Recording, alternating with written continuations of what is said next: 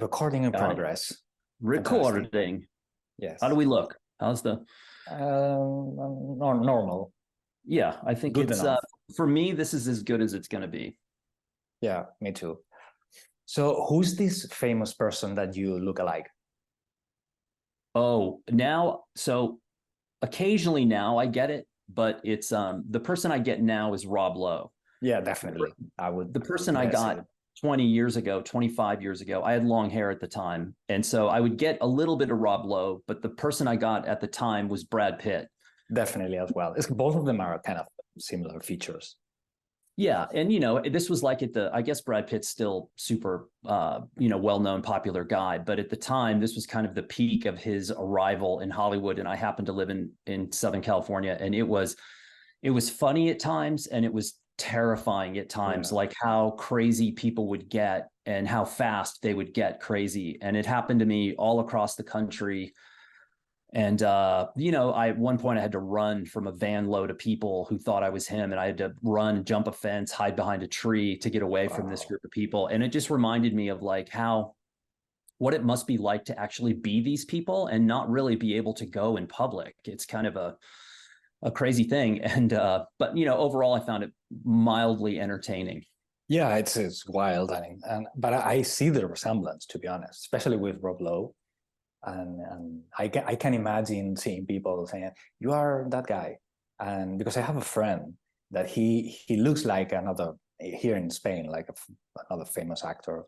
And people, when he says, I'm not him, and he's not that close as you with Rob Lowe, people don't believe him. Yeah. People think that he's this guy. And they say, well, I thought that you were going to be nicer. so but yeah, I had a waitress. I was with my father. This is back in like early 2000s. My dad was still alive. Hang on, let me turn off my email here. And I'm at this restaurant in Central Texas, and this waitress comes out, and she looks down and goes, "Oh my God, you're him, you're him." And I said, "No, I'm not." And she goes, "Yeah, you are." And my father thought it was hilarious. Yeah. My dad said, "Yeah, he's a kung fu star." And started laughing. And I said, "Look, I'm really sorry. I know you think I'm somebody else, but I'm not. I'm just this normal guy." And she started crying. Yeah. And I was like, "Okay, give me the notepad." I took her order pad and just scribbled, an illegible name on there, because just to get her to stop crying in the middle of the restaurant. And by now, like, everyone is looking. And then I scribbled in the notepad, and we went back to our meal, and then I looked past sort of through the kitchen area, and she had gathered the kitchen staff together, and they were all like in the back looking out. And I thought, oh my God, they're going to come out here and like want autographs or something. So it's I can imagine, these people get special access to something like LAX, they get a special entrance and get access to the planes. You basically would have to do that, because the population, people are crazy. It was, people get excited. It's very strange. Yeah. So and I don't really understand these super crazy famous people, of course, but with this YouTube channel, so often people recognize you. So in the street, and I don't know what to say. I get like, I froze. I say, okay, yes, thank you. And people kind of look at me expecting to say something, and I don't know what to say. So imagine being like Brad Pitt or some of these people. They probably train to how to handle people and all of those things. And also, I think, the paparazzi now is a very different animal than it was 30, 40 years ago. And so it's a bit, apparently there's 600 full-time paparazzis working in LA. They have security. They have, mace attached to the bottom of their lenses. Wow.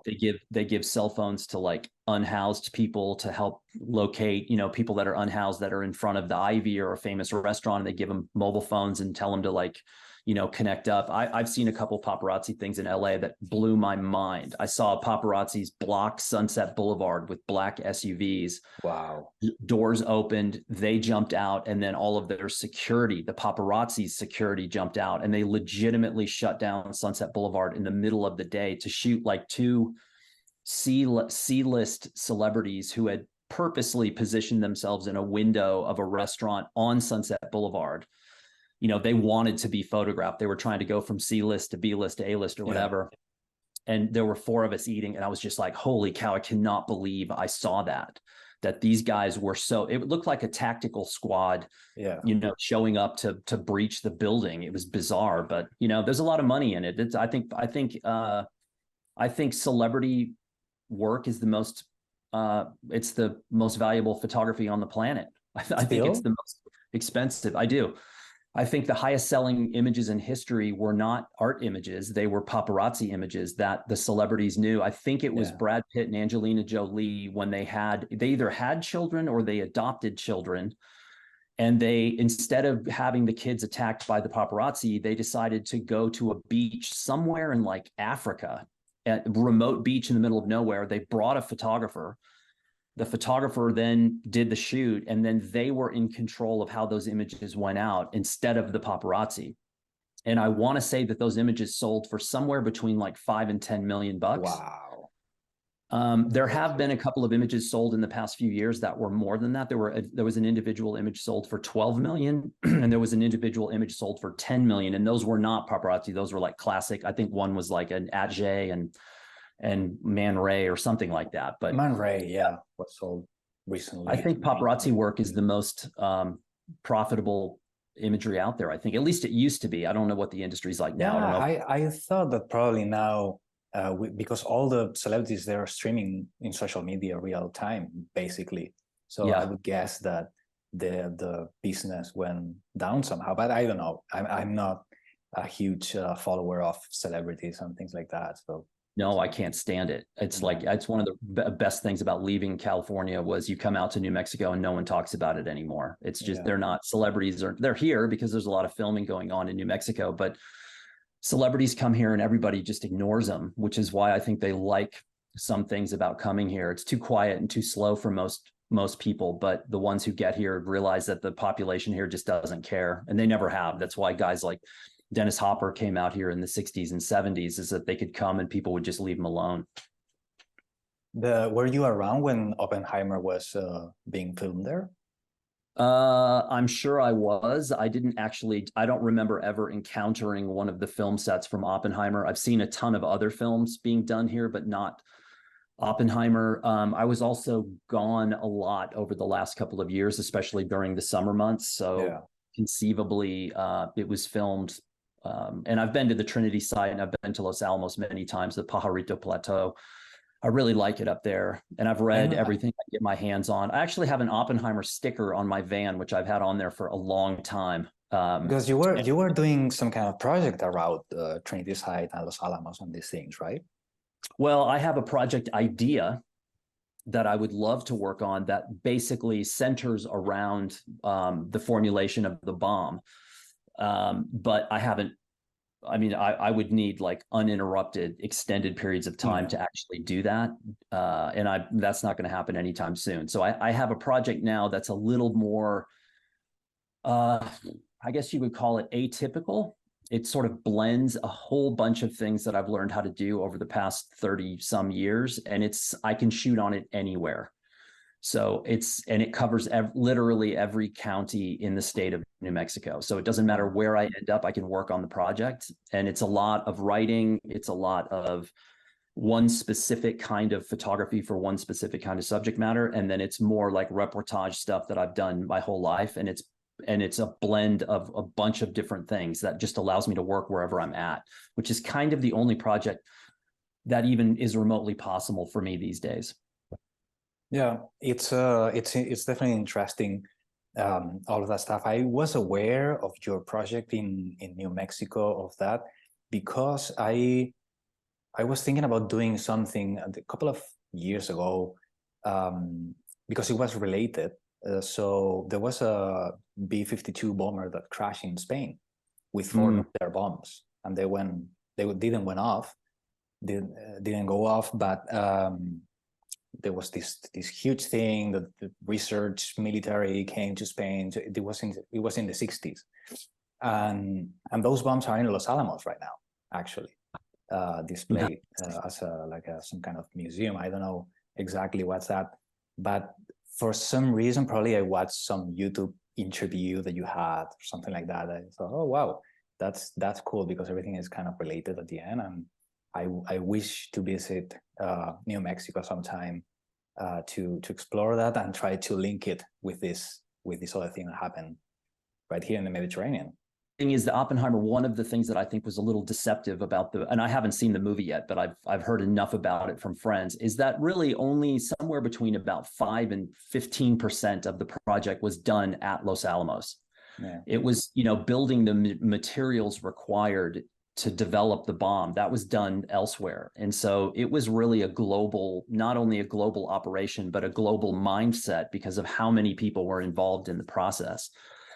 And, Los Alamos, it's still active. Los Alamos National Laboratories, you have the Sandia Labs down in Albuquerque, they're still working on all kinds of things there. And a lot of it's pretty controversial. There's a lot of people around here that really don't want them to be doing some of the things that they're doing up there, working with the kind of materials they are, having to transport those kind of materials. And then also the big question is to where this stuff ends up, and there's a lot of this waste ends up in southern New Mexico underground. And there's, again, we're kind of like, we've convinced ourselves that we have a good containment system, but there's a lot of people that are like involved that just say, look, we don't have a good containment system for these materials, and they're going to basically be here for forever.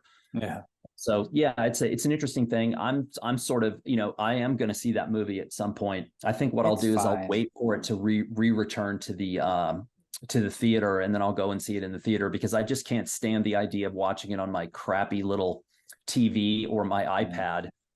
I got to give Nolan the benefit of the doubt and go to see it on a real screen. Yeah, I don't know.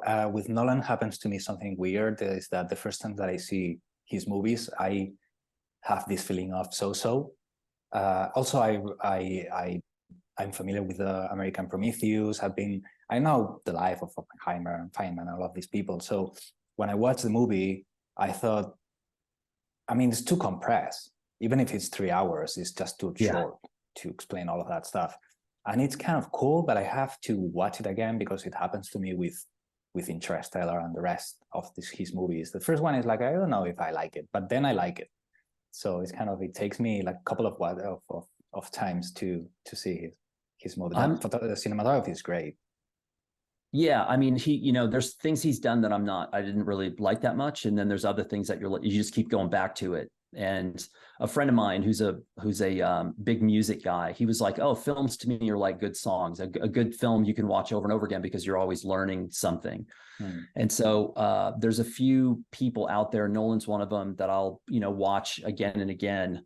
And then some of it, like if it's too technique based, I'm not that interested in it. But again, to your point, you're trying to compress this unbelievably complex scenario and complex person into a film. And also, I think I'm sure the audience was intended to be global, but there's also a very specific caveat towards the fact that a lot of Americans don't know the history, and Americans were sold a narrative that wasn't necessarily accurate. So about why Truman dropped the bombs exactly was, we were sold kind of this original narrative, but now that, time has passed, actually this narrative was dispelled a long time ago, but the film was another chance for people to say, well, maybe we didn't actually need to drop those, but also what happened after the thinking of Oppenheimer and the rest of them thinking, this was the bomb to end all wars, and just immediately started the arms race. And, today, a lot of people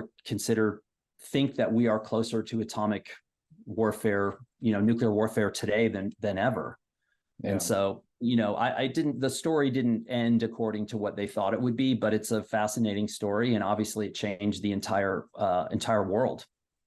Definitely. It's very cool. The one thing that I like in the movie, that there's loads of memes out there, is that there is this phrase that they say that it's something like theory will only take you so far, which I think is cool because it's applicable to everything else. And one of the things that we are here to talk about is stop a little bit the theory. So for the viewers to stop watching this and go out and do something with it. Maybe a book. Yeah. We can talk about that later. But yeah, I don't know about the movie. I think it's just too compressed. It's always going to be, if someone gets interested, maybe it can be cool to hook someone and to try to understand a little bit more the depth, which I think that it will not happen, because people tend to believe that what you see is what it is, and that's it, and it's Yeah, I think, you have to generalize the two schools of people, the people that are like, oh, I saw the movie, I got everything I need. And then you have the other people that are like, oh, this is interesting, I didn't know anything about this.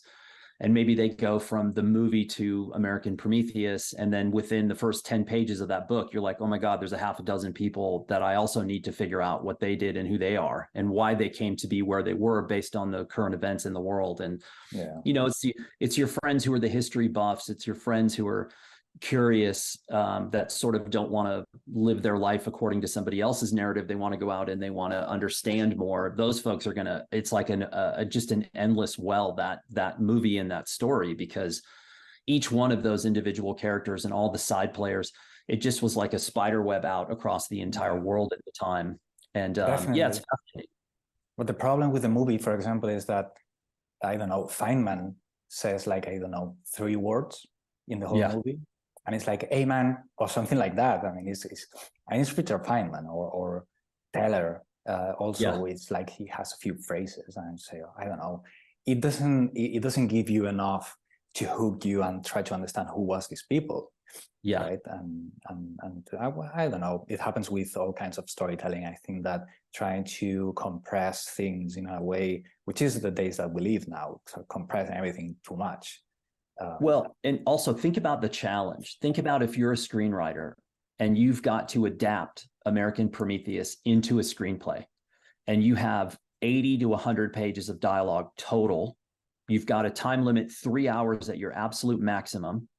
And then you have to take into consideration the reading level and the education level of the general audience, which is why newspapers in America are written at a 7th grade level, because that's the average reading ability of the average American citizen. We're very undereducated as a nation. We don't think we are, but we are. And especially when you look compared to a lot of other nations around the world, education wise, we're way behind. And so that's why I think you see so many things like Marvel movies, and you see so many advertisements, and you see movies that are made on a green screen in a studio, where the actors and actresses they don't even meet during the making of the film. It's all, they come in, film their piece, and then everything is composited digitally. I think that's like visual fast food.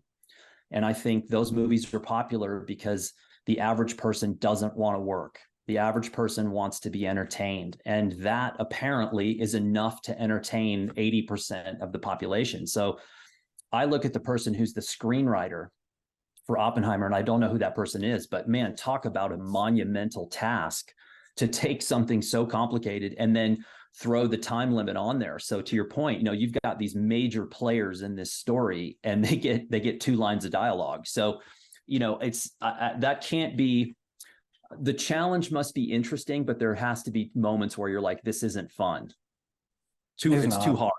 Yeah, I don't know, you can do a TV as like a series or something like that is going to be less spectacular in terms of budget and things like that, but the story can go on a little bit farther. Because I have mixed feelings with this idea that the attention span and all of these things. I have mixed feelings because I think that the world somehow is divided into groups, which is people that really wants to go a little bit farther and to be informed in things and try to think about stuff. That's why I think that places or platforms like Substack and things like that are quite in trend, because you have these journalists and these people. I'm there myself, and it's successful. People like it, and people spend the time in those things. And then there's all the people that prefer just to have the TikTok or wherever happens. But I don't think that the battle is lost in that sense. The same thing happens with photography. I think that we tend to believe that long form narrative, it's done. It's something I have been hearing for 15 years, probably you even longer, that photography is dead. I mean, I've been my whole career hearing the same thing for different reasons. But it's never the case, right? The last crisis was this AI thing, and probably for commercial photographers and things like that, probably is not fantastic. but for what you call reality-based photography or people-based photography, the photographers that have to be in the place is not really something that is going to affect us a lot, I think. Yeah, I mean, I think I've been hearing the same thing. I mean, I remember, I think it was 1999, American Photo ran a cover story, "Is Photojournalism Dead?" And they had interviewed all these, industry people, and most people were like, yeah, it's pretty much dead. But then there were these couple of people. There's one guy who's passed away. He was the founder of SIPA in France, who was this really eccentric dude whose name I can never pronounce. His name is a mouthful. And he laid on this quote that was absolutely insane about, like, as long as people have breath in their lungs and there's a curiosity and they want to turn the corner and see what's over the hill and like tell stories, photojournalism is never dead. And so I think, aspects of the industry are, but I think, again, and you and I've talked about this before, but there's a big difference between content and influencer type materials, and then like the work that was at Paris Photo, where, you realize that to do those books, there's 36 publishers at Paris Photo alone. And then you've got Polycopies, the book fair, and you've got Offprint, another book fair running concurrent with Paris Photo. So you've got hundreds of publishers. And those are not made with influencer work. Those are not made with content. Those are made with people who are going out specifically to do project length material and turn it into book form. And yeah, not all of it, a lot of people have written in and said, oh, it's all crap, it's all junk, it's all overplayed. That's just a naive assessment from people who've never been there, because when you get there and you see the quality of work and the time and money and energy and resources and, required to pull something like that off, you realize, oh, this work is still being done. Yeah. It's being done. You may not see it in the traditional venues like magazines. When I was coming up, Time, Newsweek, Life, all these magazines were every week they were coming out with these amazing stories. Those are all gone. But those people, a lot of those folks are still out making that work. It's just being shown in different venues. Yeah. Also, I would say that Paris Photo, it's more related to fine art and conceptual photography and things like that. That probably reportage, I would guess, right? The same way that Visa. Am I right? Visa's more the reportage. Paris Photo is more, the gallery book world. I did run into Alex Webb was doing a book signing at Radius. I talked to Bruce Gilden. I talked to Roger Ballin. I very quickly talked to Chris Anderson. And he had a new book. They all had new books that they were signing. So there is, a documentary aspect. John Davola had a really nice couple of prints on the wall. And the thing is, someone asked, they were like, what's the best work that you saw? And I said, I don't go to Paris Photo as an observer of photography. I go as a blurb evangelist, which means I'm not necessarily looking at the work in the same way. I'm looking at demographics of what's happening at the event itself. How many attendees? What's the average age? What is being shown? Which galleries are there? How many publishers are there? What kind of books are being published? What materials are being used? Where are the books being printed as their first choice? So is it Iceland, or are they printing in Turkey now? And why have they gone from Iceland to Turkey? So I'm looking at the event a very different filter. The photography and the actual content of the books is far down my list, because I need to assess what this event means and where the industry is trending, what's happening next. And so it's fun to where I don't necessarily, looking at the work in the books and the content is actually the fun part.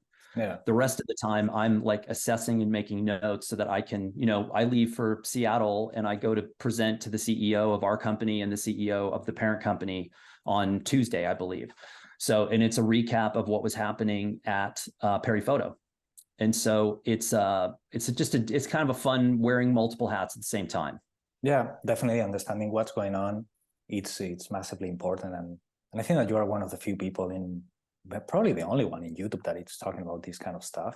And I hear you talk about collaborations and how to use designers and things like that, which is I think fundamental if you want to develop anything that makes sense. The last festival that I have been was in Visa a couple of years ago, which by the way is where I met David Butow. Oh, nice. Yes, and I have a very funny anecdote from that year, because I went with a group of people from the society. I encouraged them to make a portfolio and try to do a couple of portfolio reviews and something like that. And I went with them, more like a school trip or something. Yeah, chaperone. Yeah, and I made, but I made my own portfolio, but it was like a fake portfolio, let's say, because I did a Blur book, basically, Okay. Blur magazine format, and I put myself in the cover. The name was Portfolio. I got someone taking a portrait of me, and it was like a fun thing. And because basically I used that to show how you can put together something that is interesting, how you can edit something to show it to others, for the members, basically, right? And yeah, and my intention never was to show it to anybody but the members or friends or whoever I met there to make fun of it. But I don't remember how someone asked me to review it, like a French guy that was working in a newspaper or something like that. And the funny thing is that the 3 stories that I had in that portfolio, the 3 of them were published in National Geographic. And I just used them, as I said, to show it to friends. And he butchered it. He hated the whole thing. He said, this is the worst. I had something related to COVID, that I was in bed with the military, and I did some portraits of the soldiers and stuff before and after the cleanings and these things. I said, no one wants to see the faces of these people. And I thought, Jesus Christ, these things, it's dangerous, because if you start to talk like this to people that is starting, this can be weird, can be problematic, right? Happily, the rest of the reviewers or the people that was doing these things with the members, they were great, and there was interesting input and all that stuff.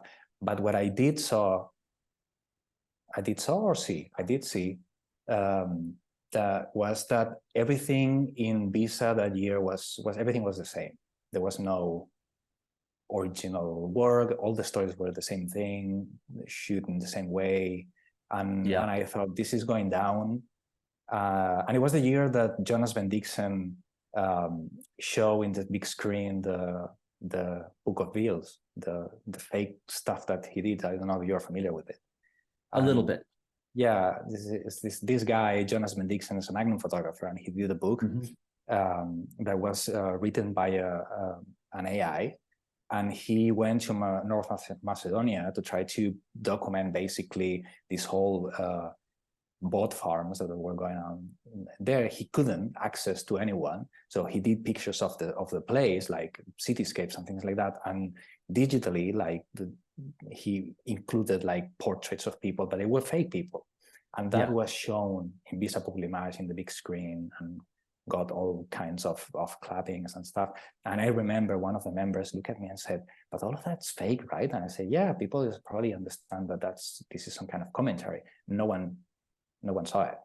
And then after that, it was all over the place saying that it was his intention, and no one is betting what's going on from people publishing things that can be as fake as he, right?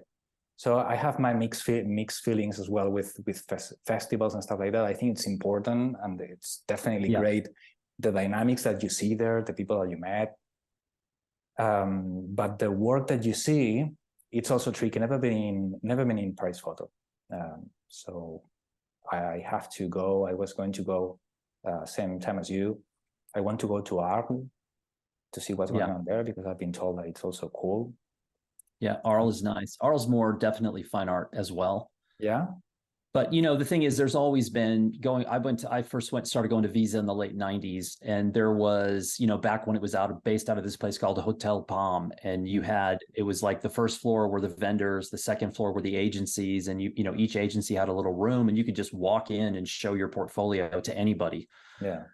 I do remember the Magnum door was never open. So like, and a lot of people at that time, a lot of the big sort of celebrity photographers, they would come and just use it as a vacation. They would bring your families. Some of the photo editors who were supposed to be reviewing stuff would just never show up. They'd be at the beach all the time or whatever. I get that.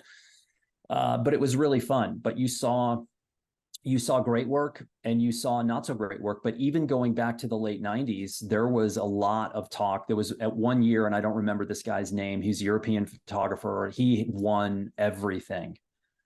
And shortly after Visa, there was a lot of people that came out. I think it was some people that were in the photographs that said, oh, wait, this wasn't natural. He posed all of us.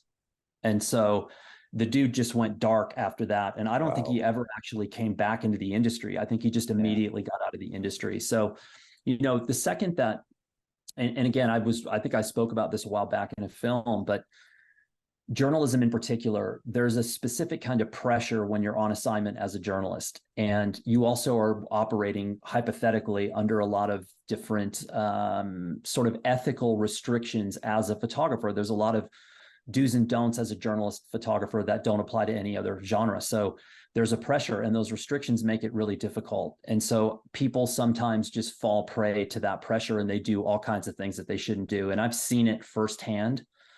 I've also, you know, somebody sent me a text yesterday. It's a film about a very, very famous photographer who I will obviously not name. And he's just a jerk. He's a jerk. I've met him multiple times in real life. He is an awful human being. He's a really good photographer and he's really famous, but he's awful. And he's also one of those guys, going back to your point about having your work looked at Visa and somebody ripping it apart. He's notorious for just trashing anybody who puts work in front of him. And it says everything about him and nothing about the other person in the work, because he's such a miserable human being. And so it comes out in how he treats other people. And again, he's still wildly successful and very well known. And like, the general public probably doesn't know any of this about him. But in fact, when I was in photo school in college, I was helping one of the instructors move. I drove a pickup, which is a horrible thing to do in college because everybody wants you to help them move. And this photo instructor is cool. I liked him. He's been really very helpful to me. And he said, hey, can I borrow your truck and, you know, help me move? And I said, sure. And we were just driving through Austin. And he just turned to me and said, hey, if you ever encounter so-and-so, just go the other way as fast as possible. And that was like unsolicited. And he was talking about this exact same guy that somebody texted me about yesterday. So, you know, there's a lot of those folks running around. But at the same time, I did review Santa Fe at the end of last week or the week before, which is the big juried show here in Santa Fe. 500 people get selected to come show their work. A lot of people have been discovered there. I think Alex Soth was discovered there, or at least partly discovered there. And Norman Mouskoff walked in the room. And, you know, for every sort of jerk that's out there, there's a Norman Mouskoff who is like very accomplished as a photographer, multiple books, but just like the nicest guy in the world, and has mentored literally hundreds of photographers, including me. And so, you know, those are the gems that are out there that young photographers need to find and work with, because those people take the time to really say, okay, if you're serious about this, I'll be serious about helping you progress. Definitely being mentor, something that somehow has been lost, I think, to have. I don't know, I started as a photographer being a how you call it when you assistant to another photographer, which was the norm. I mean, it was how you started to be a photographer. Yeah. And I didn't do journalism, so my starting was more related to commercial photography and fashion and things like that. So I transitioned to reportage later. But in any case, having a mentor, being an assistant to somebody else, was the way to understand how this thing works and what you can do, what you cannot do, and the tricks and all that stuff. And I think that now people watch YouTube videos, or they just believe that they can do it, and the patience to learn the craft well, it's basic, but no one wants to spend the time. And I tell to people, look, there's no other way. It takes, I don't know, 10 years to have more or less something that looks like a personal voice. And I'm not even sure and I've been doing this for 15 years. I still don't know if I have, because from time to time I want to change things, right? I think, I don't know. And how old were you when you picked up a camera? When I picked up a camera, I was about 15 or 16, but I started professionally when I was 23 or 24. So I'm 41 now. And yeah, it's been. I started with film, basically. Yeah. Because here in Spain, digital cameras and this thing was actually I got the job as an assistant because this photographer, got one of the first digital cameras, and he didn't know how to use Photoshop and these things, right? So I had a background in graphic design, and I was more or less aware how to manage digital files, and that was the reason that I got this job. So yeah, I mean, and how many years did you assist? Just a couple, because it was like a first job that I love, but because my formation was in advertisement and graphic design, I wanted to work in that industry in graphic design. So when I finished my contract with this guy, I went to work in an agency as a graphic designer, basically. But I fell in love with photography during this 4 or 5 years after that, which I was doing logos and stuff for companies, advertising, basically. I decided at some point I wanted to do just photography. And the transition was not super complicated at the time, because the obvious move was to start to do commercial stuff, and I already knew clients and other agencies and things like that. Yeah. So it was kind of, okay, that's possible, it's doable, even though it was 2007, 2008, and that was the big crisis, and it was interesting to start as a freelancer. But I did it. Yeah. Yes. I just had this conversation with someone, and we were agreeing on something, which was the people who start on the agency side that come either as art buyers, art directors, producers, when they transition models, even when they transition to photography, they tend to do really well because they understand the business from the other side. And so they know what lacks when they go out to photographers that they've worked with for years. They understand some of these people know the industry and the business well, and others don't. So they transition out, and they tend to like really start fast because, again, to your point, you knew clients, you know what the clients are looking for, you know how to talk to a client, you know much more about the business itself than just a photographer coming in from the outside. So it's pretty smart. I think that's a good. I know someone who was a model for years and years, and she just kills it as a photographer because she spent so much time on the other side of the lens. Yeah, if you understand a little bit what's going on. I have to say that when I decided that my real love was with reportage and these things, I had a very big reality check, for sure. But also was a very slow, because I knew what was going to happen. It was a very slow transition. I started to get some assignments, politics and stuff like that in newspapers and stuff like that. So it was quite slower, I would say, but definitely more interesting. And also I identify very fast, I would say, that working for publications and magazines is something that was not going to be the best option in the future. So I started to build my own audience very, very soon, and all of these things. So that helped me to be able to do whatever I wanted to do, and be comfortable with that, and then raw society and these things, of course.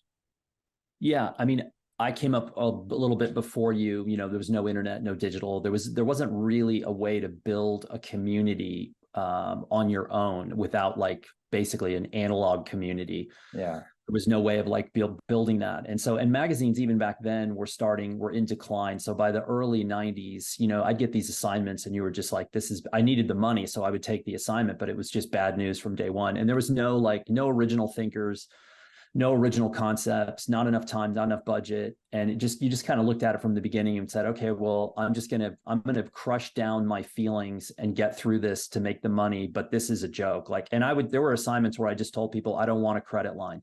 I don't want my name anywhere near this.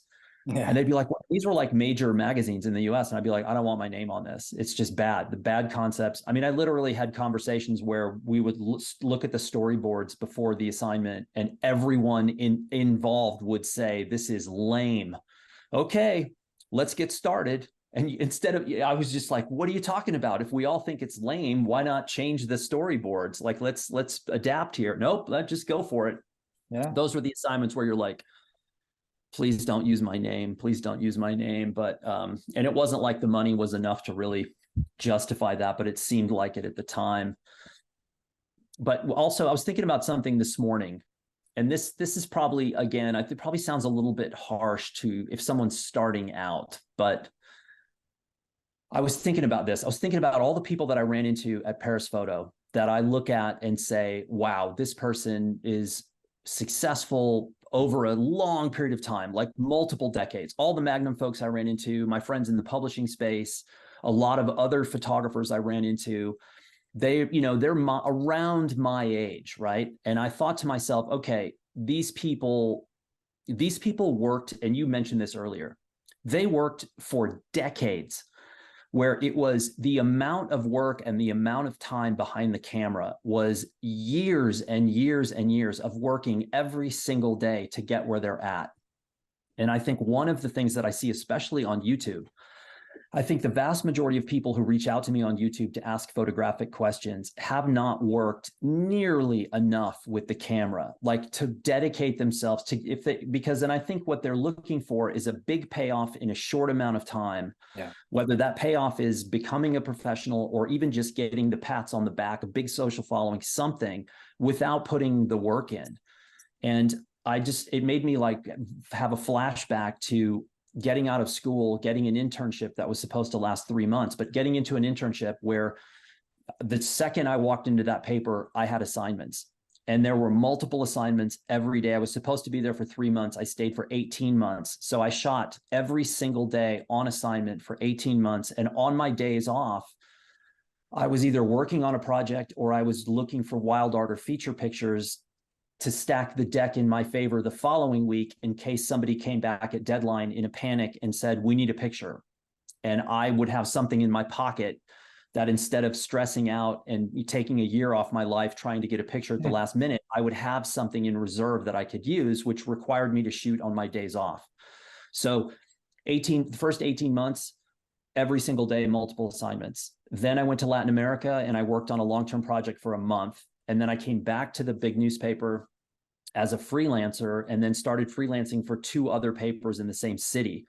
So it was years of every single day being on assignment. And by the way, by the end of that, I still had no idea who I was. I had no idea who I was as a photographer. But man, I had my technique down. I could shoot in any circumstance, any condition. I could produce work, not saying great work, but I could produce work under fire, like, under pressure. And I think the vast majority of people who found photography on YouTube have never put that kind of time in. And I'm not saying go try to get a newspaper job, but like, if you haven't done this every day for years, why on earth would you expect to be good at it? Well, and I think, sorry, go ahead. What I tell to people is that it's somehow easy to get from time to time a cool picture, like a nice composition, something like layered stuff or whatever it's in trend at that time. But what is not easy is to be a solid photographer, to pull off anything, like to go for a week or for a couple of weeks somewhere and try to put something together that makes sense. Even if it's not going to be the highest of the complexity with your compositions, you are not the best color photographer. That's something you can work out, of course, and you can search for the voice and the style and that kind of thing. But being able to go somewhere and to put together 5 or 6 pictures that explains whatever you want to explain, that's practice, and that's more important. Especially if you want to be a photographer, that's more important, to be able to pull off something that makes sense, not for me, that I kind of understand where you come from, if you like. I will know that you were looking for this thing or whatever for my mom. So if my mom doesn't understand what you want to say, is that there's nothing there, right? And I have this friend, is a great National Geographic photographer here in Spain as well. A good friend says, if you have to explain too much a picture, you have nothing. and that's true, right? And I always try to insist in this idea that having cool single pictures, it's great if you want to have likes on Instagram, but that doesn't mean that you, and I would argue as much as that this magical, ethereal kind of entity, which is the voice of the photographer, the style, all of that kind of thing, it emerges in the narrative. It doesn't emerge in the single picture. Yeah. I mean, I heard talk maybe about conceptual stuff, but that's another conversation. Yeah, I mean, look, it's, photography is hard, and great photography is more difficult, and it's more rare, and it takes more time and more money to produce, because you've got to be in the field for longer amounts of time. And a lot of, if you're not going to commit, I mean, think about it. There were magazines that used to have, 18-month, 12-month assignments. You'd come back, there'd be a midterm report, and they'd kind of give you the yes or no to go back in the field to spend more time. They started cutting assignment times, cutting budgets. The quality went down. The quality of the paper goes down. And then all of a sudden, now you're doing like 3 countries in 18 days with a shot list, and the work's not the same. And it's not like you look at the photographer and say, well, that photographer really was in decline. It was like they got their resources pulled away. And I think telling long form stories is really difficult. I was introduced to the term a couple months ago, the term banger. That's a banger picture, which apparently, I guess, and maybe I have this wrong, I don't know, is like an Instagram term for like this wow standalone picture. But when I was, someone said, well, what's an example? The pictures that were shown, I was like, content. I just seen all of them before, and they had been popular at one point and then caused this massive copycat scenario where suddenly, and I've made a joke about this a million times, woman in a felt hat, in a Serape with an old Land Cruiser and a dog in a national park. Like, I have literally seen that picture from so many different brands over the last decade, and brands who just simply don't have any original thinkers. They don't know what else to do. So they look at a picture like that, which is a content picture. That is not, in my opinion, a photograph. That's a piece of content that's proved valuable in the past. And so brands go, well, that worked for whoever, such and such outdoor clothing brand. I guess we need to go do the same thing. It's why 10 years ago, suddenly there was this explosion of road trip, marketing materials. Everybody wanted VW vans and old Land Cruisers to go road trip around Joshua Tree. And like that, you'd open a television commercial. It was a bank ad, and there'd be Land Cruiser, felt hat, Serape, dog. And you're like, okay, check. That's all content. And that's 80% of what we see. The 20% is where the interesting things happen, but they take longer. You have to really seek them out now, because those 20% projects aren't really getting the exposure anymore. And it's just a different paradigm. But, frankly, the industry probably should have changed. It's continually progressing and evolving over time. And this just happens to be where we are right now. I think you're starting to see the wave crest and break. The Facebook wave broke years ago. The Twitter wave broke years ago. And now that is auguring in at epic levels. I think the Instagram wave broke probably 18 months ago, but they don't know what else to do. Brands don't have any idea what to do outside of engaging with Instagram. So they're still doing it. And TikTok is 60% of all social traffic, but people are just so revolted by the whole thing. Brands are, but they kind of feel like they're stuck.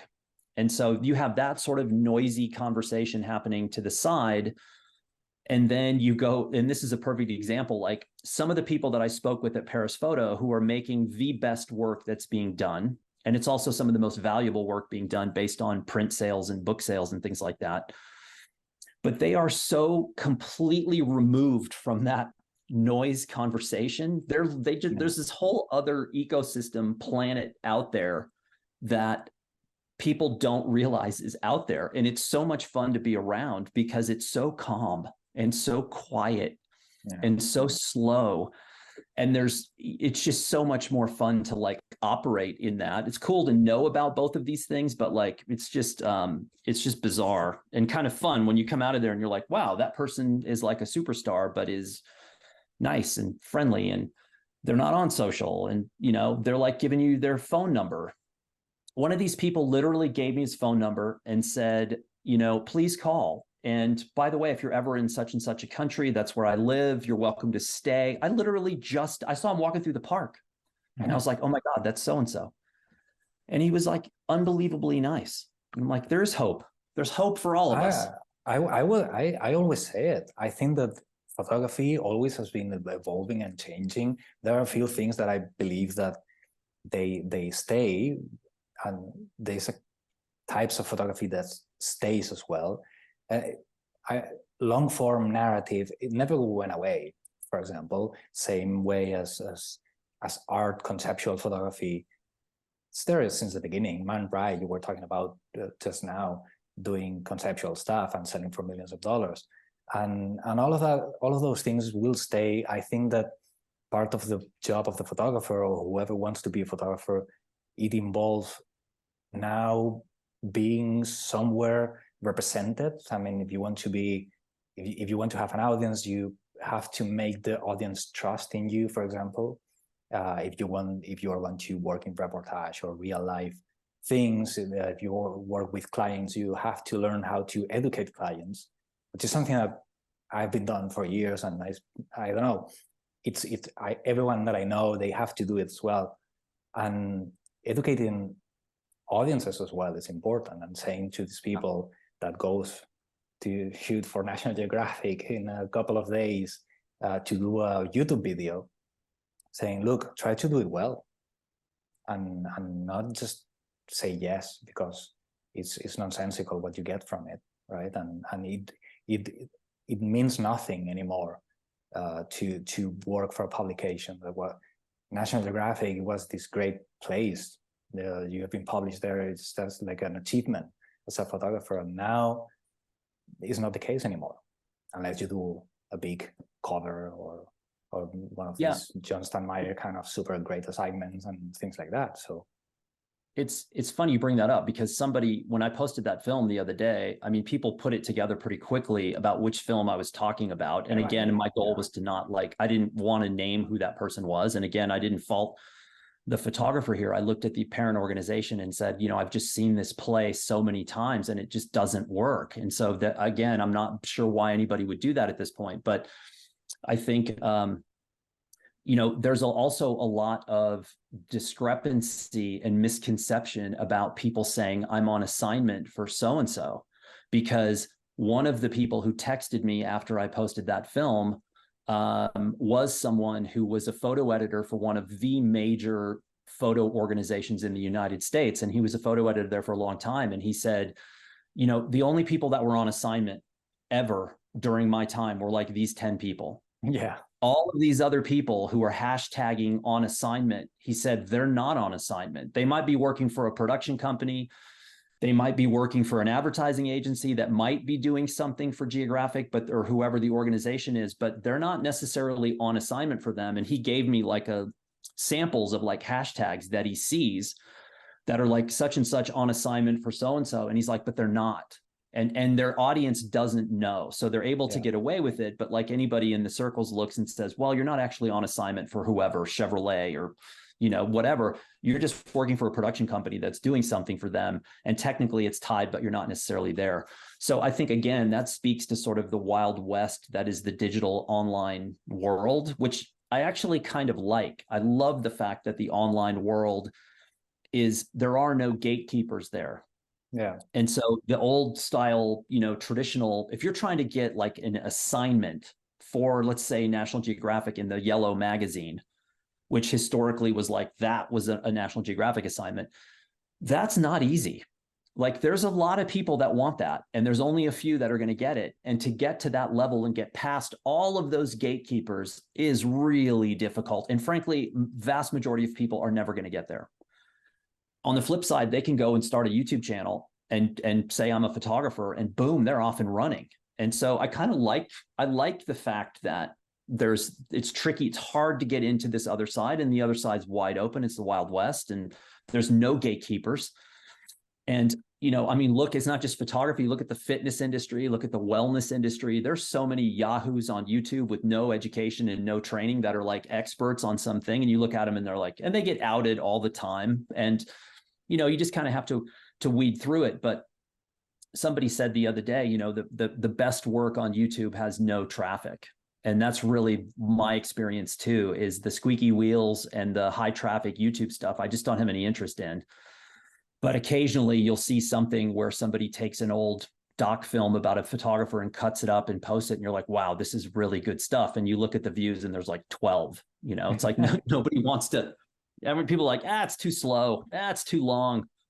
Just tell me about the new Nikon or whatever it is. There are parts of it that I think that are nice about that. And there is another one of my heroes here in Spain, Jose Manuel Navia. He says that now people use photography as they use language, as they use photography the same way, which at the end is a good thing, because the same way that even if you speak English or Spanish and you can write properly, you might not call yourself a writer. You can use this language, which is photography, fluently and not being a photographer. And maybe you have, let's call it the balls to go out there and start to call yourself photographer wherever you want, and to have a great audience. But at the end, there's going to be a few of those people. Few of those people will want to know more, and they will try to become what it really means to be a photographer, right? And also using the language properly, something that I still don't understand. Misconceptions like being an assignment, it's easy to say this is a commission, right? English is not my first language, obviously.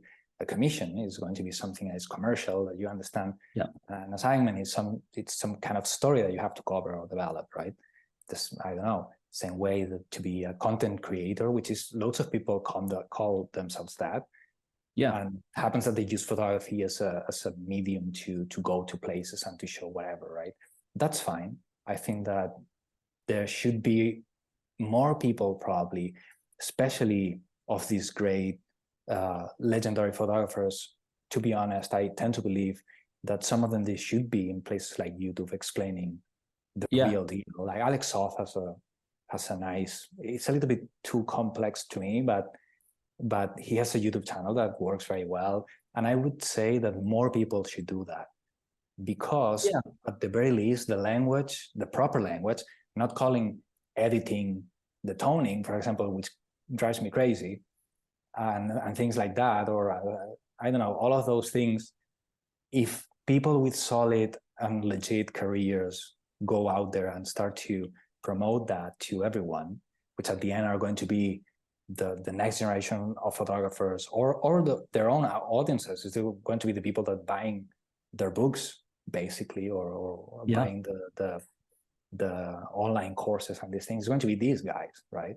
So it would be a good idea to go there and to explain a few things in a way that it's understandable, right? Which is not that easy. I think it's seen, based on my experience with exactly what you're talking about, it's seen as a failure. So most of these people look at, for them to do a YouTube channel would be a monumental admission of failure. That what they're doing currently and what they've done for decades doesn't work, and that they're not making it. And the YouTube thing, and frankly, they don't want to deal with the public. So and first of all, like, a lot of them don't want to put the time in to learn how to shoot video, edit video. They don't want to pay another person to come into the studio that would then have to take on that responsibility. And so they're kind of like mildly curious about my YouTube channel. Most of them would never watch my YouTube channel, but they're mildly curious about it. And when I say things like, oh, I taught a workshop in wherever, Albania, and, their first question is always, well, how'd you get the students? How'd you get the students? And I'm like, well, a lot of them came because they met me through my YouTube channel. And then there's a little bit of like, you can see the wheels turning.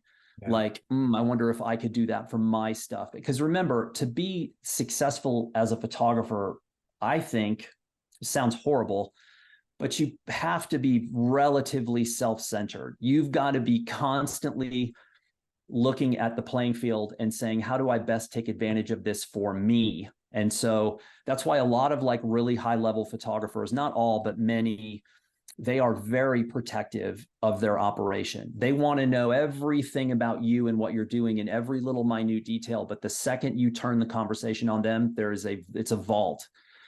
And so I remember I had dinner once with a really famous LA-based photographer and a really famous photojournalist. And it was bizarre because I knew the LA photographer really well, but I had met the photojournalist a few times, but we're certainly not like pals, don't hang out.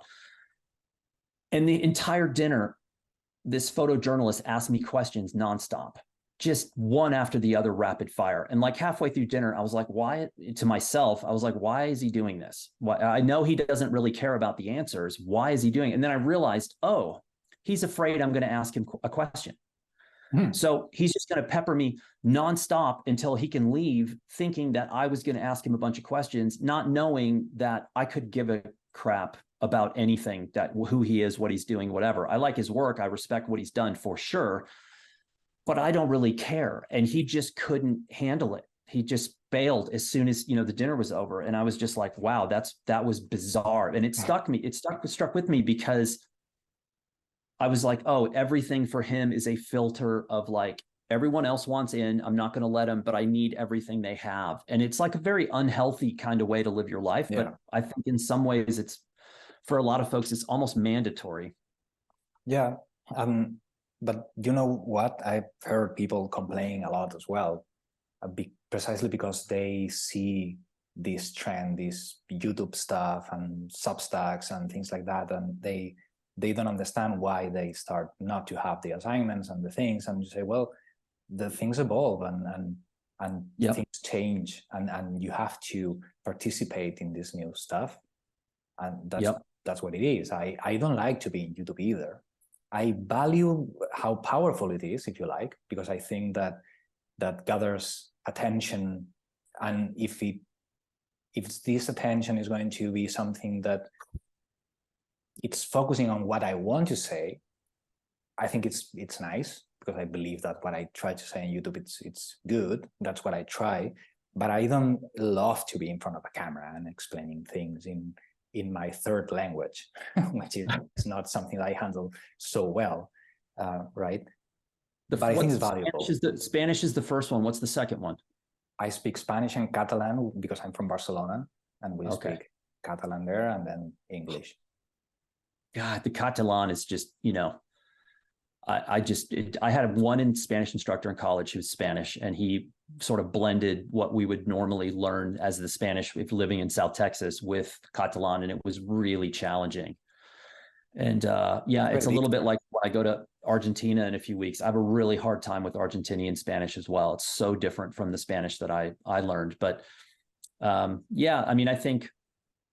think there's a lot of photographers out there that could do really well on YouTube if they made that mental decision, like, okay, this is the new wild frontier. This is going to be good for me. I really do, because when I started on YouTube, I didn't join YouTube because I wanted to join YouTube. I joined YouTube because it was part of my job. Yeah. And so when a buddy of mine said, nobody on YouTube is talking about what you're talking about, my first response was, well, that's impossible. It's been around forever. Why would there not be anybody talking about this? But then the more research I did, I was like, oh, he's kind of right. There's not a lot of people that actually worked as photographers that have YouTube channels. These are influencers who came from the online side to begin with, never had any foothold in the regular industry, never did assignments, any of that stuff, haven't published books or whatever. And so I was like, oh, there is kind of there's a market here. And so it was fun for me to share the knowledge that I'd had, knowing that a lot of people don't have the luxury of going to photo school. They didn't have the luxury of being on assignment. They've got kids, families, whatever. If I can help them, it's awesome. But it's fun when people come up on the street and say, hey, I know you from your YouTube channel. And I always just ask, you know, first of all, I say thank you. And two is, well, why do you watch it? Like, what is it about this that you like? And it's always surprising, the response. It's always some obscure thing, you know, where people are like, oh, I like it because, you know, you wore a red shirt 3 years ago. And you're like, okay, that's, Really? if that's what works. I had one guy, he came up and he said, I love the talk of the old industry back when it was analog. And I said, oh, are you a photographer? And he was like, no. He goes, I don't make pictures. I'm not a photographer. I'm never going to be. I don't want to be. I love to hear what the industry was like in the analog era. And I was like, okay. And he was a bigwig at a game company. At the time, my nephew was addicted to this game. And when I came back to his house that afternoon and I said, hey, I just ran into so-and-so. He was the designer of the game that you're playing. My nephew was like, what? He follows your YouTube channel? Suddenly I was cool. Yeah. It's crazy. But it's absolutely true that you're still now, there's no other people saying the things that you say on YouTube. Still the same thing. Because I'm aware of what you talk about, and I enjoy it myself, but I don't talk about the same things. I try. Also, to be honest, I ramble a lot, and I tend to go to places like a little bit philosophical and not too much on point. But it's true that there's not other channel that speaks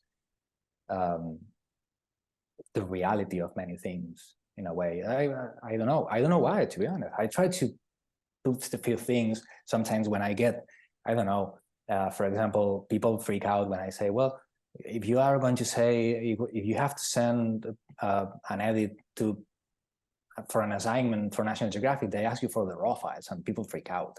And because I know this kind of stuff, like any other person that has been working in a magazine that asks you this kind of things, or how to write captions, which is tricky. And but these more in-depth talks that you give, and the value of the bookmaking and the strategy behind all of that stuff, which is very valuable, and I think it's absolutely true, mixed with this idea of putting out there things in YouTube and Discord or Substack or whatever it is, at the end is what's going to make, if you are going to publish a book, which I think it's a good thing to do, or a magazine or something like that, that audience is going to be the one that is going to buy that. Even though I have another mixed feeling there, which is, and something that happened to us with the Raw Society magazine, we wanted to have something that was not for all the photographers. Mm-hmm. And that's tricky, right? Because at the end, the audience is going to be always related. But I think that we managed somehow to place the magazine in very specific places. And mostly, I would say that 80% of the people that bought the magazine, the first issue, was non-photographers, which is amazing. Yeah, that was when I did the zine project, the AG23 project. My goal was not photographers. I could care less. My goal was 18 to 35 non-photographers. And one of the things that I got fortunate with was my co-founder was the CEO of a clothing brand at the time. And we decided, or basically it was he decided, or he allowed for any online order through the clothing brand, the recipient would get a free copy in the zippered slipcase. It would get copies of AG23 without asking. So when you bought a jacket or a pair of pants, whatever, you opened the box and you had AG23 for free. That's amazing. And that was, and the first time I ever gave a talk about AG23 was in Las Vegas right before COVID hit. I was at Outdoor Retailer and gave a talk, and I basically explained what it was for 20 minutes. And the first person that raised his hand was a photographer, and just asked the most boneheaded question, because he just couldn't fathom that we hadn't built this for other photographers. And I was like, I'm not preaching to the choir here. The stories inside the zine are stories that I realize the American public in particular does not understand. So these are ways of introducing these stories to them in a way that might be interesting. And if I can get somebody to look at a map and find the Panama Canal, then I've done something really well. Yeah. And I'm primarily going after the folks that don't seem to know where the Panama Canal is, and or why it would impact them on a daily basis in their life. And so I get it. I mean, it's hard to go around. And, you know, to me, I'm going to move away from YouTube. I'm going to go to a subscription model, and I'm also going to change up the kind of thing that I'm making. And it's going to be, there's going to be 3 different tiers of content, and very, very sort of divergent from one another. But there will be a photography angle section of films, and there'll be 2 other sections of films, but it will all it'll be a subscription model. And I'm just going to go away from, I might post trailers on YouTube from time to time, but most everything I do will be on my own platform. Well, having your own platform is always the best. I think that YouTube can be one of those platforms where you can gather people to funnel it into your own thing. And that's nice. And also I think that people value that, to have this more intimate kind of relationship with whoever they are engaging. And I want them to be able to find what I'm doing without being bombarded with a bunch of other content that may or may not relate to what they're doing. I mean, I get so many people that write me and say, like, they're not showing me your films anymore. I have to search for you because they're showing me all these other things that I don't want. And so I want to do that, but I also want people to go on there and say, for whatever the cost is, $5 a month or whatever, wow, I can't believe I'm getting this for that. That's really the goal. And it's, you know, it's daunting. And again, do I have like some grand long play in this? No. My goal is to be able to do this and then show how to do it as a roadmap for other people. I'm not selling a consulting service or anything like that. But when I run into a photographer who is really good, who's struggling because the industry is going away, I can look at them and say, you should try this. Like, I did this, and I'm not even trying to do this. If you were, and you had a good plan, you could do this. You could build your own ecosystem. And the cool thing is, I've already got people, photographers, other people who are working pros. I've already got them started doing this. They've created their own small ecosystems after having long conversations with me. And I'm saying, this is exactly what you should do. And they've done it. And that to me is amazing, because I don't have any real, you know, I don't have any lofty goals with my own photography, or like, I don't sell prints. I don't want gallery shows. I don't want a museum show. I don't want book deals. I don't want anything that I think a lot of photographers do. So this is just a fun thing for me to do on the side of my normal life. I have a question. Why you don't sell your books? I think investigating your photography is quite, maybe that's the reason. It's quite interesting, because you start to find out these jewels, these great things. I say, oh fuck, I would love to have this thing, and to see it in depth and stuff like that. I don't know. I think that, and we have to talk about the workshop that we're going to do, the bookmaking stuff. But I think that one of the big questions that I have when I listen to you, when we speak, is why you don't want to publish your stuff, which is so good, right? And I don't know. Well, first of all, thank you. But secondly, this is just something I've been this way my whole career.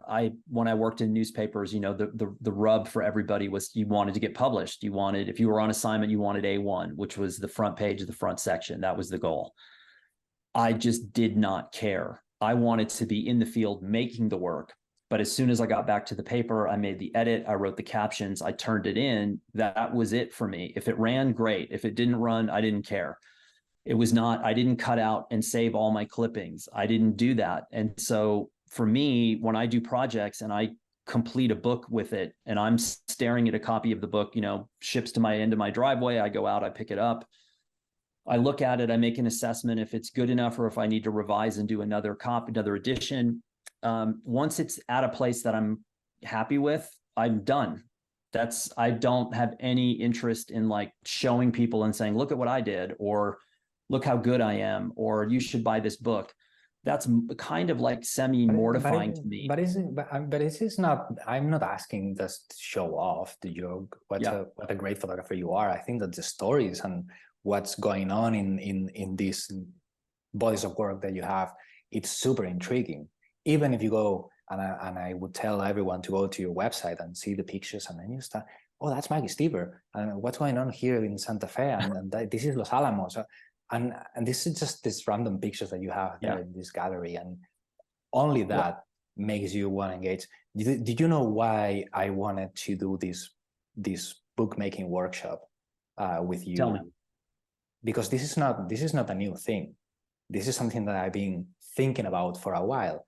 I would guess that this was after COVID, maybe a couple of years ago. I was in Mississippi with Rory Doyle, which is a good friend. Right, for the journalist, and we're doing a workshop there. And one of his mentors was Ron Habib, and he has, you know what I'm going to talk about now. He had these Lost Negatives from the Balkans book that you guys made together.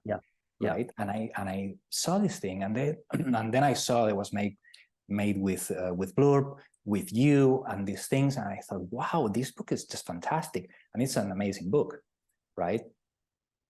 As a piece, is an interesting book beyond what's cool to see the negatives of this guy and the outtakes and all of these things, which is also great. But as a piece, I thought this is amazing. We have to do something with that. For people to understand what you can do beyond the crazy hour-winning stuff that you have, that this unfolds pages and things like that. Just something like that, it's just great value. But no one knows about it. And I find it crazy. Well, the thing is that it has the potential to change here, because when I do a subscription model, what my goal is to show people the process from conception of a project to the printing of the final book. And so next week, when I go through these meetings at Blurb and RPI, one of the goals I have is to present them with a couple of different material choices on books. One, the material set that I see often from traditional publishers, and Blurb is not a traditional publisher.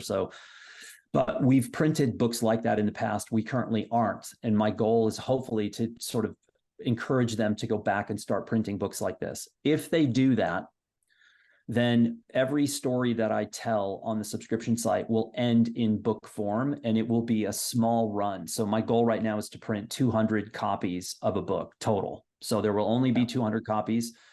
And the goal is to pre-sell as many as possible and to sell through that print run very quickly. And again, am I doing this to like promote myself? No, I'm doing it because I feel that is the future of publishing. That's the future of photo book publishing, is photographers with their own ecosystem who can control their books start to finish in the time frame that works for them, which will then ultimately allow them to get back in the field and make new work. Because one of the things that I see that kills me, and this happened at Review Santa Fe again and again, photographer comes up, looks at my table of atypical Blurb books and says, wow, I didn't know you could do things like this at Blurb. And I'm like, yes, you have to look at this in a new way, deprogram yourself for what you think Blurb is, because you can also do all these other things. And this person looks at me and says, I'm miserable. I just spent $30,000. I'm in the middle of an 18-month publishing cycle.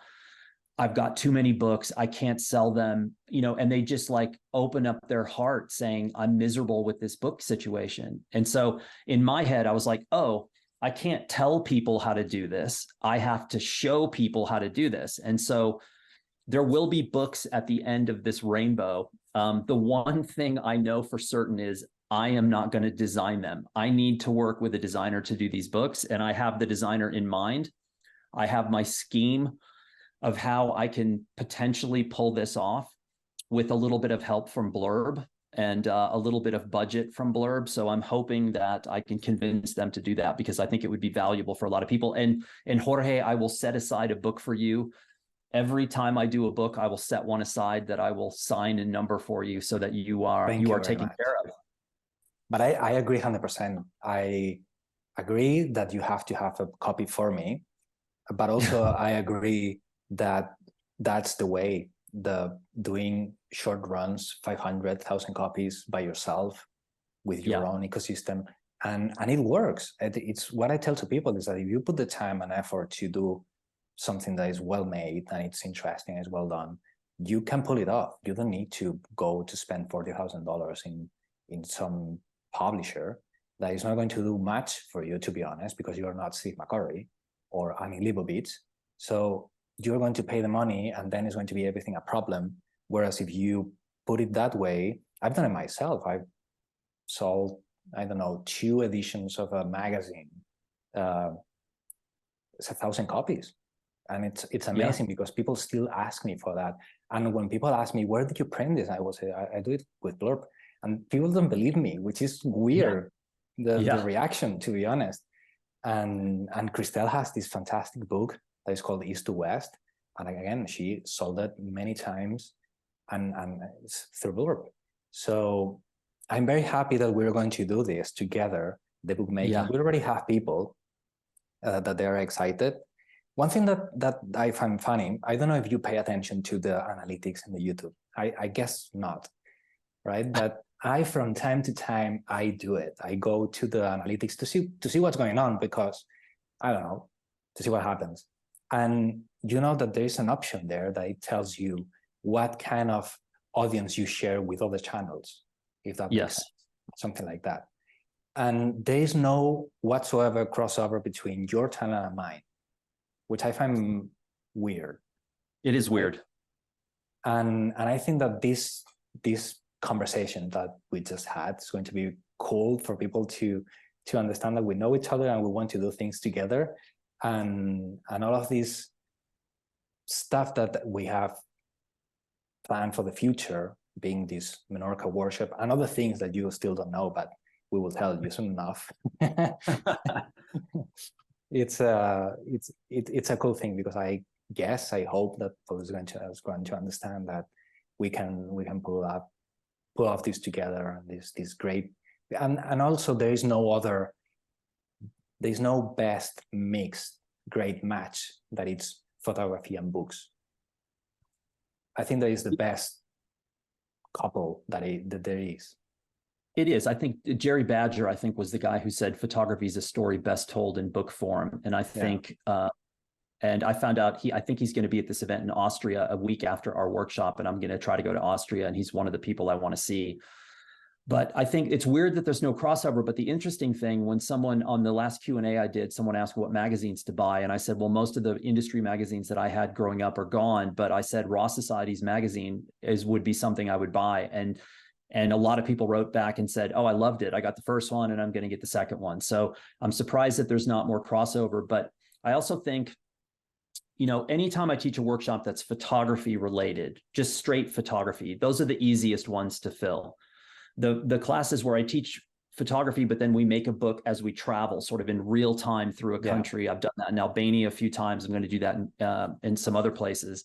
Those are a little bit harder to fill because, book's a challenge. And then the straight book workshops are the most difficult because the books for a lot of folks are intimidating. Because just think about if you've never made a publication before and you're a digital photographer and you're one of those folks who loves to overshoot the scene.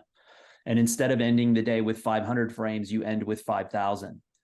For that person to even begin to comprehend how to edit from 5,000 to, let's say, 25, that right there just eliminates a huge percentage of people who just have never been fortunate to work with a photo editor to understand how you would begin to do something like that.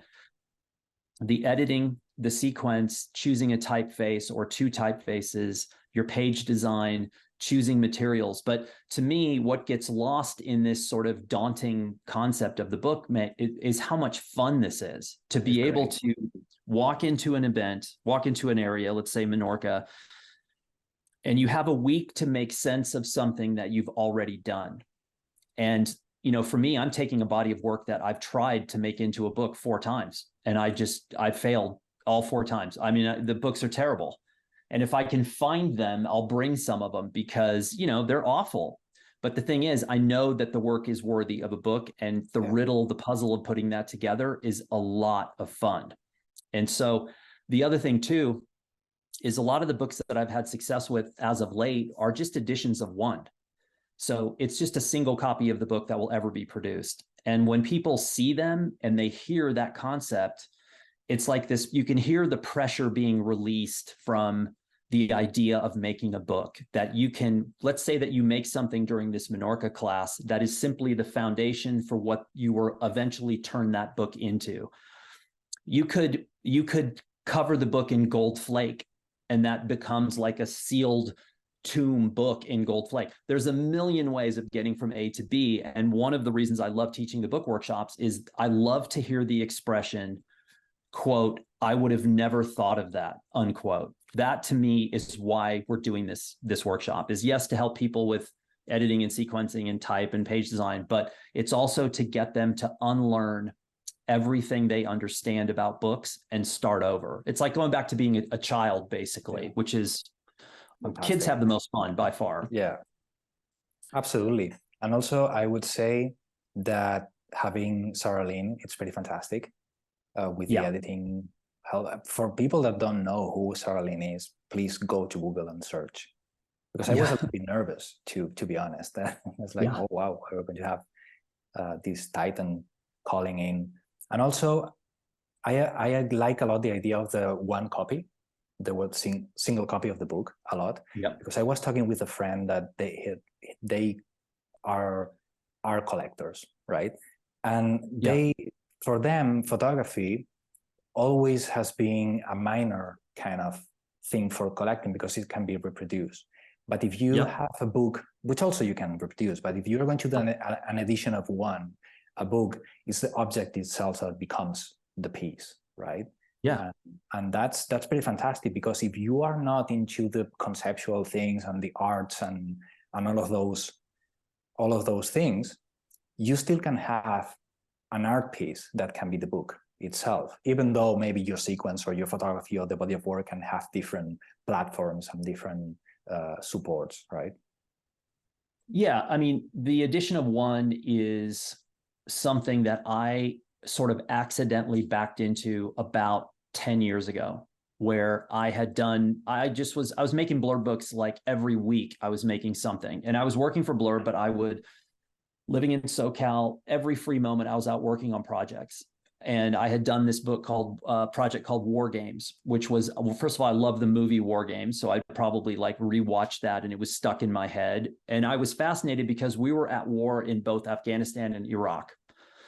And yet in America, because we're so far removed from the battlefield, you really wouldn't know if you were driving around that we were at war anywhere. And I was fascinated by people that played war during the time our country was at war. So I went to a paintball field, and there were a lot of like military types hanging around, and a lot of guys who wanted to look like they were in the military, and they were out playing paintball, but they were like hardcore paintball people.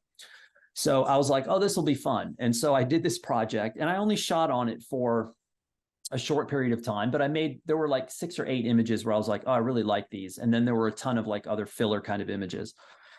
And I did this 11 by 13 hardcover Blurb book, and I got it and I looked at it and I was like, I like this. It looks good, but it doesn't feel complete. So I drove back to the paintball field, to the practice range. I got everybody to stop shooting. I walked down to the end of the practice range. I put this book on a stand, opened it up, and these guys cranked up the power, the PSI on their guns way higher than you're supposed to on the field.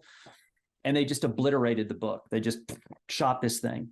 And it blew out some of the inside pages. It put holes in it. It, did a lot of damage, but it looked really cool. And then I took a clear sealer and I sprayed everything, because the paintball ink or whatever it is in there, doesn't dry really fast. Yeah. So I sprayed this thing and I like preserved it. And I had done this with like 8 projects. And some of them were not photo projects. Some of them were written projects where I just did a single copy. And I was showing them to an artist in LA. And there was a curator there from a museum in Northern California. And she said, the museum would really like to acquire these books. And I was like, what are you talking about? And she was like, she goes, these conceptual art books. And I go, these aren't art books. These are silly experiments. And she goes, you don't know what art books are. She said, I don't think you have any idea what conceptual art is. And in my head, I was like, you're probably right. Like, I don't. And I said, these are silly little experiments. She goes, to you, they are. To us, they're not. And I was like, oh my God, there's this whole other world out there. My mindset at that point was work with a traditional publisher, get someone famous to write the forward, print as many copies as possible, and try to sell them to people I don't know. And then all of a sudden, I'm like, a museum curator is coming to me saying, we want these. It just, I was like so baffled for a while, just thinking, I don't know what just happened. And now that's magnified exponentially since that time, because I know, and I've met with a lot of these curators who are looking to collect small run art books. Yeah. And it's fun. So, this is a perfect example. This is a journal that I have from Albania. So I could easily do a book of the work that I've made in Albania. And there might be, with really good copy, like if I could find a writer, Albanian writer, that would produce a pretty sizable written story that corresponded with the images, there might be a book in the work from Albania. But either way, like this is a thing that started as a Blurb journal, and then it's now just being modified spread by spread. So that's like, and I'm just partway through this page, but like that's oil paint on the back side that I'm using to like turn a black and white image into as if like the headlights are on. So I'm using oil paint that actually bleeds through the paper. And then it will look like these headlights are on. And then I've just outlined with a black ink all the sort of linear structure of the image. And I just go from spread to spread. There's like certain, and then to cover up the oil paint, I'll like put in small things like this that I'm using. And then little like pop up things on the top. And then, I've got a long way to go here. But when this is done, that is an edition of one. And these are the books that curators are coming and saying, we want to collect that. Yeah. So I think the workshop, even the people who've already signed up for the workshop, I don't think they have any idea what's about to happen. I don't think they have any idea like the freedom that is going to greet them when we get there. It's going to be very cool. I'm super excited. It's one of the workshops that we have for next year that I'm the most excited, because it's how you really finish something that you have. Cool. And, even if somebody comes out of this class with a maquette or a dummy book for something that they want to take, because a lot of people will use a company like Blurb to make a dummy book, make a maquette that they then shop to publishers. And most of the time, publishers love to see what the artist, their impression of what they think they want to make. Yeah. And sometimes those maquettes end up looking a lot like the finished product. And sometimes they look totally different, because a publisher may say, well, we love that this is what you think it's going to be, but if we do this together, it's basically our book, and we don't see it as that. We see it as this other thing. And so sometimes you see a maquette and you see what resulted from it, and they're completely different, while other times they're very similar. So even if, like, for me personally, if I walk out of this workshop, and obviously doing my own book is like not the priority here, it's going to be like low secondary kind of thing. But even if I walked out with a general page design and 2 typefaces that I thought were ideal for the project, I feel like that is a monumental win, because those are 2 of the big building blocks that would then, lend itself towards me coming to completion with this thing. So yeah, it's going to be fun to have that much time to really sit and make sense of something you've already done. Because I was talking to somebody else about this, and I think they mentioned to me that a lot of like photographers now, they just want instant gratification. They just want something. That's why the photo workshops fill up really fast. Oh, I can go make some new work, and then I can post it, and people will tell me it looks great, and I can move on. And I said, I totally get that, and I totally agree. But I said, there's this other group of people out there who either know there's something else out there, or they're restless. Like they know that that's not enough for them, that there is something, these are the people that are cruising the photo book stores. They're cruising Visa, they're cruising Periphoto. They're kind of looking around and saying, oh, there's something more out there. And this is a major challenge to make sense of this thing that I've done. And those people, they're hardcore, like ravenous people that want to do this. But, to me, it's just it's fun, regardless of what level you're at, whether you've never done an edit on your work, or you're somebody who already has a project, you've already done your first edit, and you're just looking to like start to put it onto paper. it's a great opportunity. Yeah, it's just people, they don't know it yet. Some people don't know it, but then it changed their lives. And I don't know, we did a workshop in Mississippi, and these four ladies, they came together and they made this book. They hired a designer, and it's just fantastic about the music in the Mississippi Delta, and it's just brilliant. And it changed their lives forever as a photographers. Now they only understand bodies of work finished with purpose, and it's just great. I mean, I got a text from somebody that said, "Have you ever heard of such and such a book?" And it's done by a famous Magnum photographer. And I said, "Oh," I said, "I knew the Blurb version of that book." And the person's like, "What are you talking about?" I said, "That was a Blurb book before it was a traditionally published book." And I saw the book at Perry Photo, by the way. And when I saw it, my first thought was, "Oh, I remember when that was entered in the Photography Book Now contest." And I remember the Blurb version of that book. It's a book I really like. And I think, again, what we've talked about before, there's so many different ways to get from A to B with a book. And to me, the book is like really coming full circle with a body of work. But when I was at the hotel in Perry Photo, I got up one morning and I was in the lobby having coffee, and there was a woman sitting at a table in front of me, and she was facing the other direction, but she was on her phone. And within 20 seconds, I was like, "Oh, she's here for Perry Photo as well." And she was an American, and I'm listening to this phone call, probably not supposed to be, but it's impossible not to, because I'm sitting right there. And I was like, in my head, I was like, I know this person. And she got off the phone, and I said, "Are you for Perry Photo?" And she turned around and she goes, "Dan." And she goes, "Yes, I took your class at the Palm Springs Festival, and I have a book signing at Perry Photo. So I did my book after I took your book class, and I'm here at Perry Photo to do a book signing."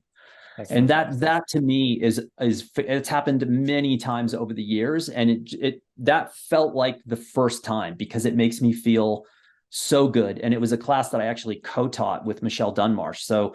And Michelle knows way more about traditional publishing than I ever will. So the two of us were, helped this person make sense of a body of work, and she turned it around got a traditionally publishing deal. So I was like, that's how it's supposed to work. That's great. All right. I don't want to take more time of you, because I think that I could go on and on forever. I'm a curious person, but you have to probably start packing and things like that. You go tomorrow. Yep. So thank you very much. It's always inspiring to listen to you real time or in YouTube, and really looking for this workshop together and spending in this beautiful island a week and creating something cool. Yeah, same to you. I really appreciate you doing this. I love talking with both of you guys, and I've always loved what you're doing. And when we talked about this initially and wanted to try to bring it to fruition, I'm basically been obsessing about it. And there's somebody at Blurb that really wants to come, and she's a Spanish speaker as well. And she was asking me about if I had a workshop in Santa Fe, and I said no, but I've got one in Spain coming up. And she was like, "Oh, I want to go to that." So it would be really fun. And we can always do more of these conversations. These are easy and fun. And we can even do, I can come up with a list of questions for you that I think would be interesting to hear your answers as well. And yeah, we can just keep doing these. Great to see you guys. Thanks for doing this. And I've got to run out and do some errands, and yeah, get ready for another little trip here.